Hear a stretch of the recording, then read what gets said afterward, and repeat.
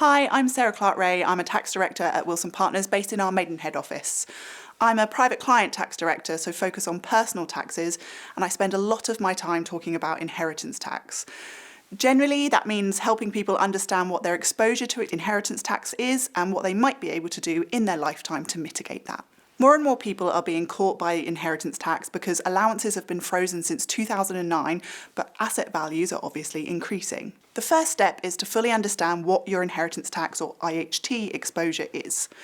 So you need to think about what assets you've got, what are they worth, remembering pension pots are going to become part of your estate from April 2027, so that's a great big change to the inheritance tax landscape. Do you have any debt that might be deductible on your death? What exemptions are available to you? What allowances are available to you? There's the nil rate band and the residence nil rate band, but do you meet the conditions for that? And perhaps there might be transferable allowances from a predeceased spouse. Also, do you own any assets that might attract a relief, such as agricultural relief or business relief? There's big changes to those reliefs from April 2026, putting a cap of £2.5 million per person for 100% relief on qualifying assets. After all of that, if you do have an inheritance tax exposure, how's it going to be paid, or what can we do to get that down? We work alongside other advisors, such as solicitors or financial advisors, to provide a holistic inheritance tax plan. You really need to make sure that you've got a will. It ensures all your assets go to whomever you want them to go to. And whilst you're at it, think about powers of attorney as well.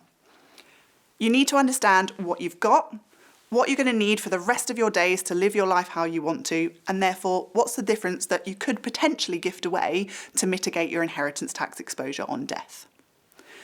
Usually when we think about lifetime gifting, we must consider who you're going to gift to and whether that's going to go directly to them, or we're going to use a different type of structure, so a trust or perhaps a family investment company or a FIC.